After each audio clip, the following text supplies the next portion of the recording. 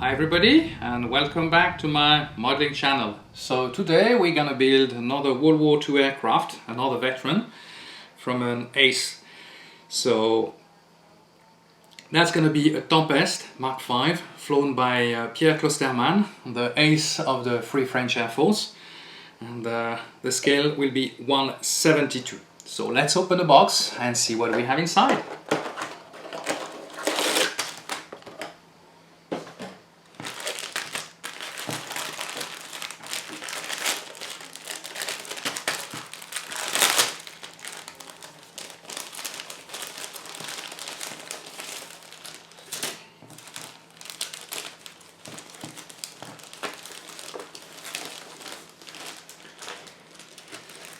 So initially we're gonna come on the kit and we'll have two sprues.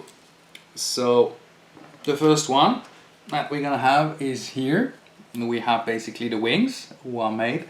It's a fine engravement, nothing really too special. Then we have the nose, it's gonna be there, the propeller, and I have to say that we have very nice wheels, really well detailed. And that's about it. So we have the wheel well over here, which is also interesting.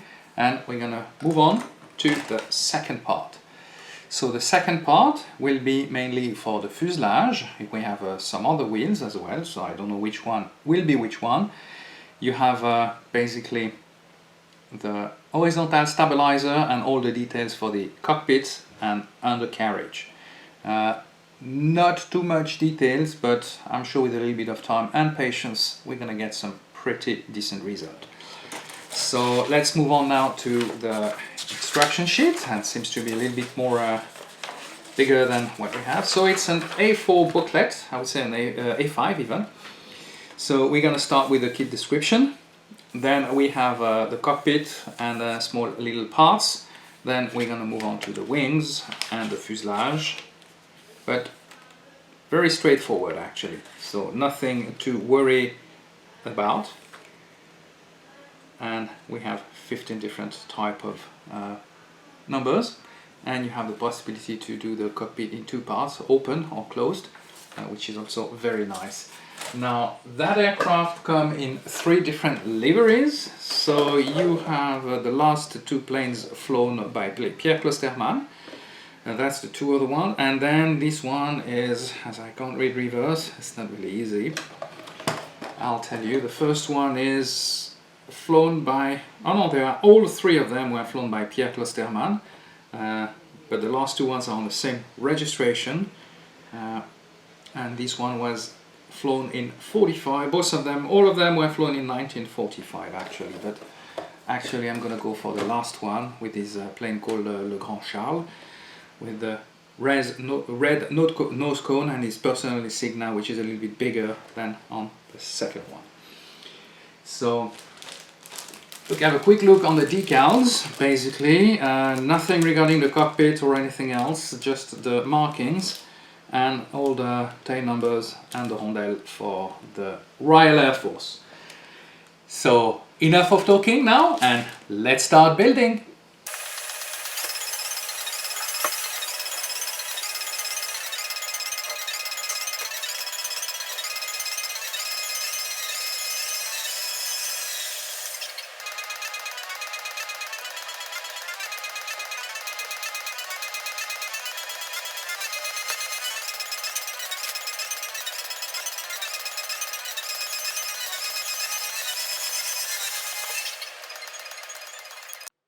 So we're gonna start this build by preparing the cockpit.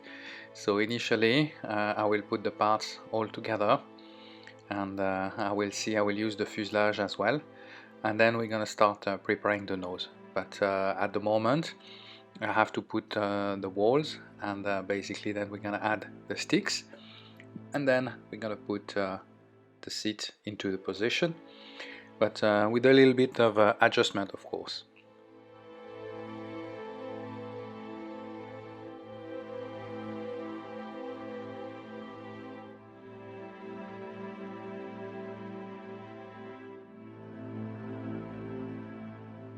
Now I'm gonna start working on the nose. So the nose is composed of a few parts, basically. So I'll have to use this and to make it at the correct shape, and then we'll be able to close it all together, and then we'll be able to process on the rest of the build.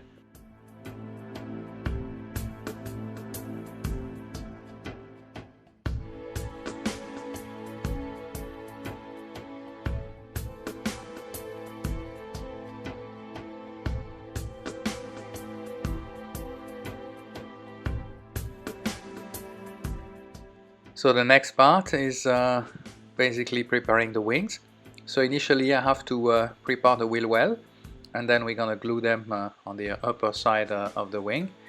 I will do that for both wings, and then we'll be able to continue on and close those wings and get them ready for the rest of the build.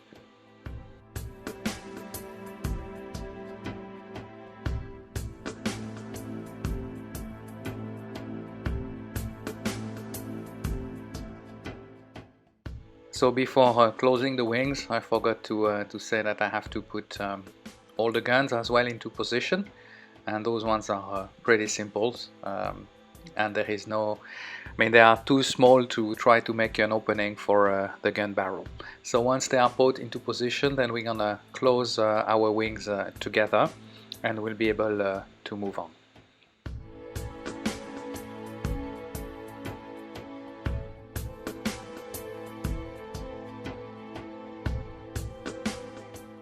So we now close the gaps on these on the nose of that Tempest, and then we're gonna add also and close all the gaps as well on the wings primarily, and then we're gonna be able to start moving on.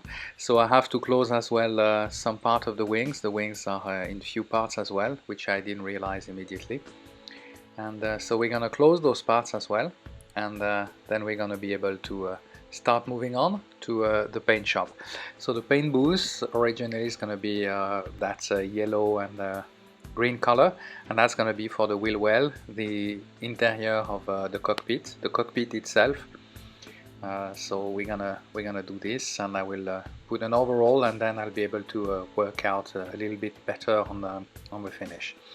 Then we're gonna use some matte black, and that's for the instrument panel, and of course the propeller and the wheels of the aircraft.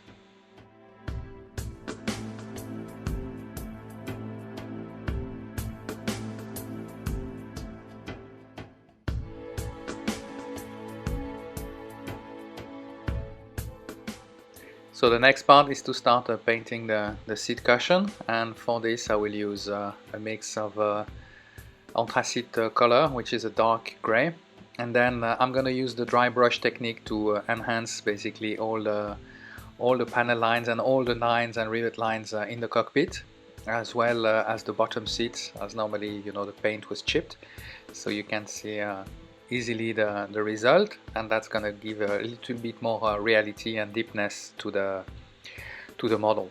Then we're gonna use some black matte color for the instruments panel. And there are also some other instruments on the side of the aircraft, so we're gonna use that dark matte color. Then of course some parts we're gonna use also some metallic colors to replicate the switches and some other parts. Now to give the last effect to this cockpit, I'm gonna use this Tamiya panel line accent colors, which is in a black color, and basically that's gonna give a little bit more realistic and enhance as well the deepness of all the panel lines and the structures inside the cockpit, and a little bit of dirt as well, and that's give so I'm using that for the interior of the cockpit and also for the wheel well, and then we're gonna be able to work out on our cockpit. So first it will be we'll put the instrument panel, then I will start to prepare the seat belt, and for this I'm using some lead wire, flat lead wire I've been using for quite a while when the kit is not provided with photo etch or decals for the seat belts. So I use that one. It really gives a realistic look. So I will glue them with super glue inside the cockpit basically, and Like that I will be able to replicate those seat belts, and as the lead is very soft metal, you are able to give it really the shape you want to have, especially for the main, not the harness, but mainly for the seat belt itself. Then I will use deck tan color, and I will paint the seat belt with these colors. Then of course you can either let a little bit of that metallic colors, the lead, or basically you could paint it over it as well. So then once this is finished, we're gonna glue it inside the fuselage of that Tempest, and then we're gonna be able to close all the fuselage together.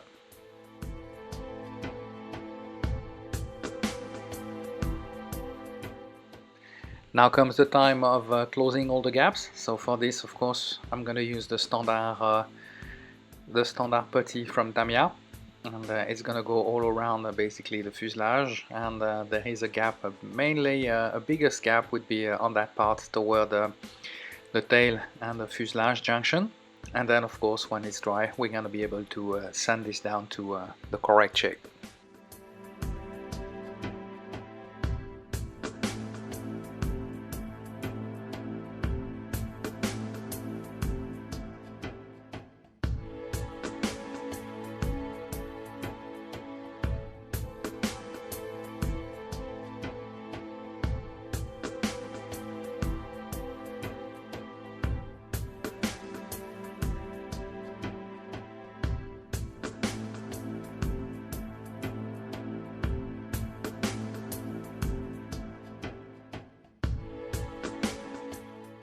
We will now add the nose to our Tempest, and but I have to say that's a pretty easy fit.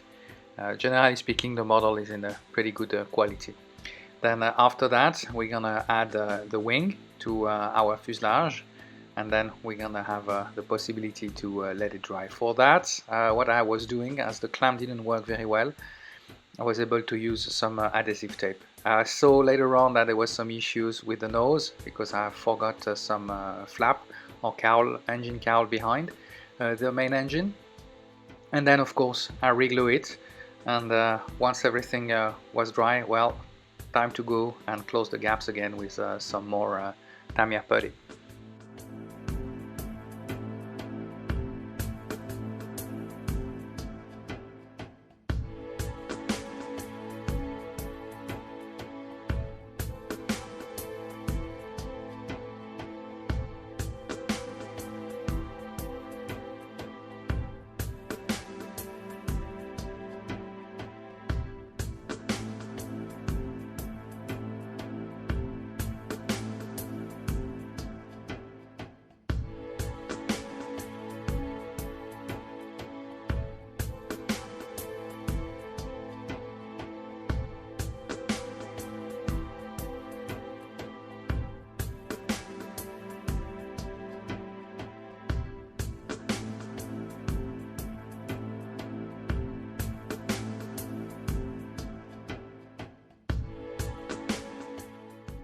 So after finishing the first layer of putty, I realized there were still some gaps on the wing junction. So I had to use again a little bit of extra Tamiya putty. This time I used the white one. When I do few layers, normally I use different colors. That give me a better idea of the roughness of the surface. And of course, once the putty has dried well after the curing time, we'll be able to sand this down to the correct shape.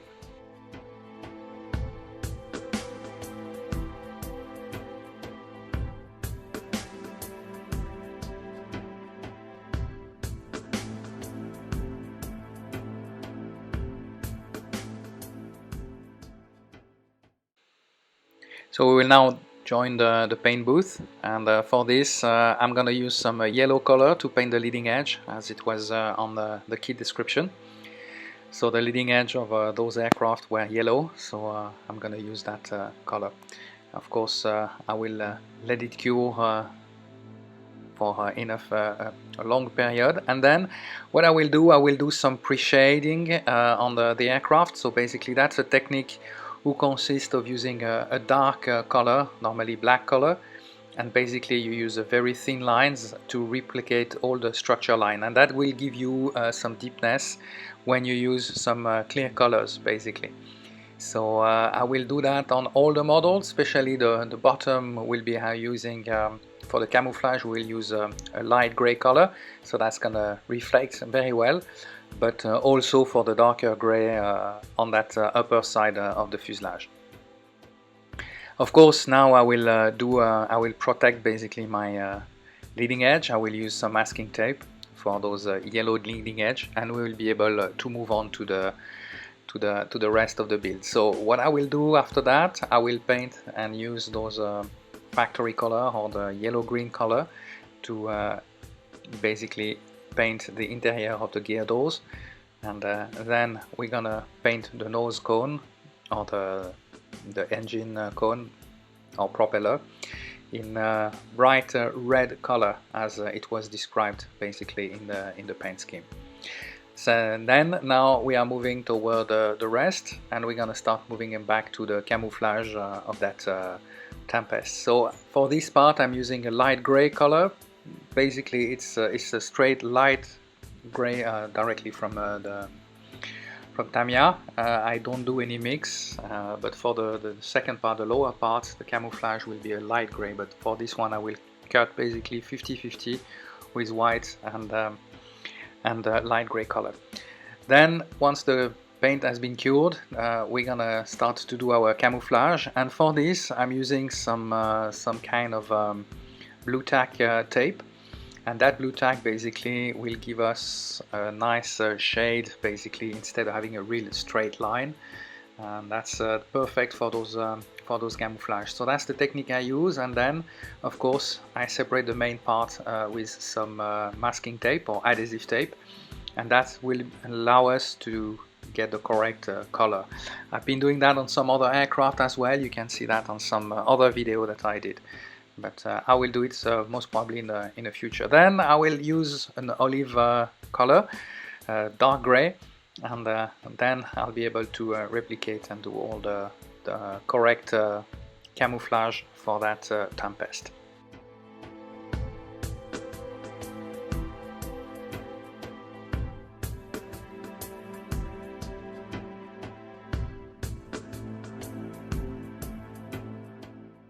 So before moving on to the lower part, I had to remove all that extra tape, of course, and I'll be using some more masking tape. So as you can see, the blue tack had some remains, but what you do is you collect all the blue tack together, and by typing on the remain, like I'm doing right now, you can remove the extra. So then we're gonna start painting. We're gonna do some, of course, some masking tape on the upper side, and then we're gonna put the gear doors as well, and use that light gray color that I've been doing, and it's 50-50 basically with the white and the gray color together. And with the pre-shading basically you can have a better color, a better result for the surface, and that give you that more deeper, it's give you more deepness basically in the color setting.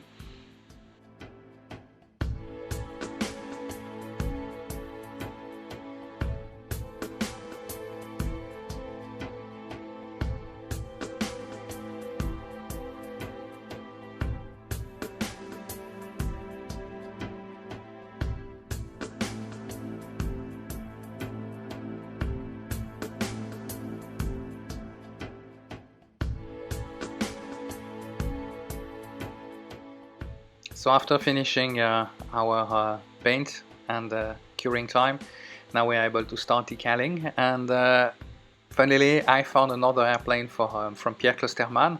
This one was called Le Grand Charles, and that's the last Tempest V he was flying at the end of World War II. So Pierre Clostermann has about 33 victory, and all between the Spitfire and the Tempest. So that's the personal marking, and it came basically just straight out of the box. So that was, as I read many of his books when I was younger, of course I wanted to pay a nice tribute to that great war veteran, and so we are moving toward that those decals. So I have to say that the decals were very easy to use, however they are a little bit thick, so you will use some softener toward the end after applying them and to let it cure, and then they will get the correct, they will adhere completely to your panel lines. So now we're gonna move on to the right side and finish up with the Croix de Lorraine. The names and the victories he has were on the right side of his aircraft.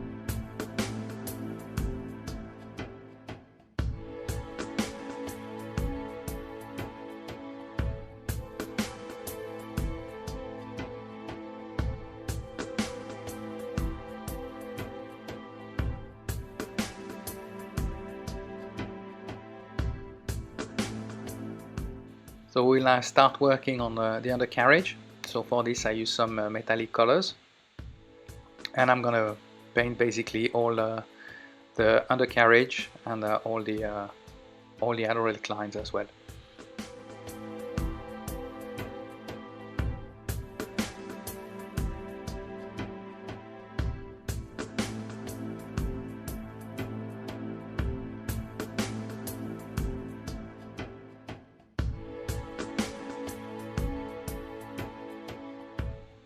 Now what I will do is I will paint the engine pipes, the pipe exhaust, but for this I'm using a mix of rust pigment and a mix of metallic color, and that gives us basically the right texture and the right colors for those engine exhaust.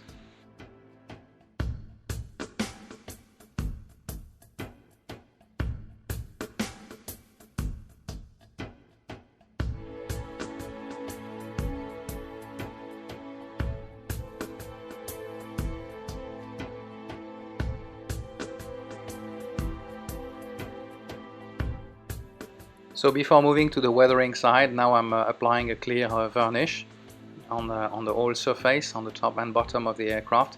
Then I'll be able to use some of my weathering technique, and that gives us a better, I can work better on the matte color. If the matte color you're using some varnished, or some of the weathering technique are very hard on matte colors, so that's for it's you better use some a clear varnish.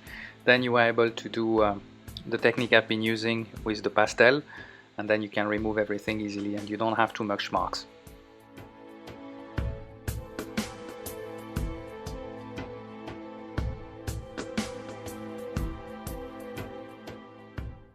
So this is the technique I'm using for the wash, the dark wash. So I'm using a pastel that I'm grinding basically on a little part, and then I will add water and 1 drop of hand soap and mix that all together, and the hand soap will basically avoid to have all the pastel spreading out in the water. You will have a better resolution, a better solution. So once you have the correct color, the color that you really want, then you are easily able to apply it all over the model. Let it dry, sometimes put a second layer. And I have to say that's a very forgiving technique, especially for beginners, because if you have too much and you can't remove and you have too much wash, basically you can just put the model directly under the tap water and you will be able to remove everything. So that's a very forgiving technique. That's why I'm using it quite a lot. And then just using a wet or humid cloth or a cotton bud basically will allow you to remove all the extra wash, and you will still have basically the slipstream of the airflow. So that will allow you to give some good, nice weathering effect.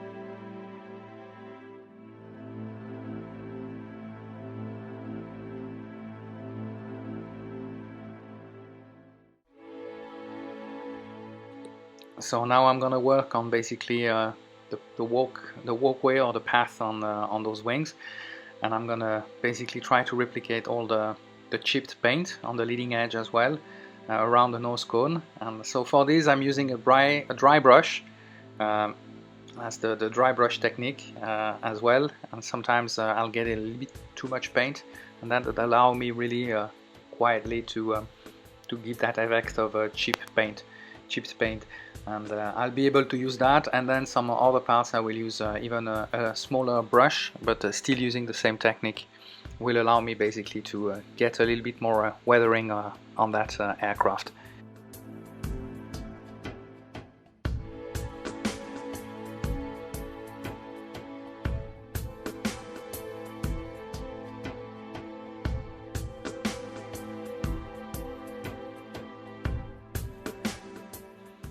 So for this model I also decided to use a new technique. It's a try. So basically I always have my toolbox with me, and that's to allow me to replicate basically the smokes and things like that. But I use as well directly I apply basically the pastel and with some sponge basically, and then trying to replicate all the powder and the smoke. And I have to say that it worked pretty well. It's a pretty good technique.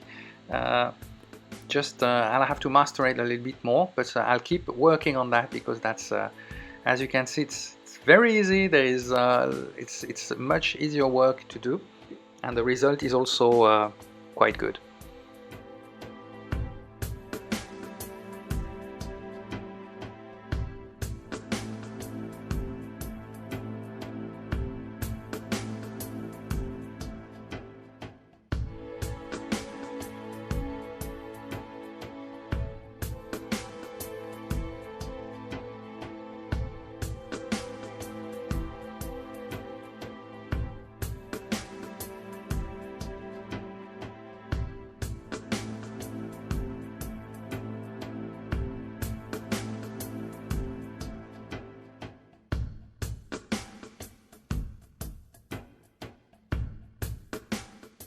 So we'll now put the undercarriage. So for this I will use some super glue, and I will fix my my gear on that Tempest, and I'll still use the super glue to put all the gear doors and the final accessories basically on that aircraft.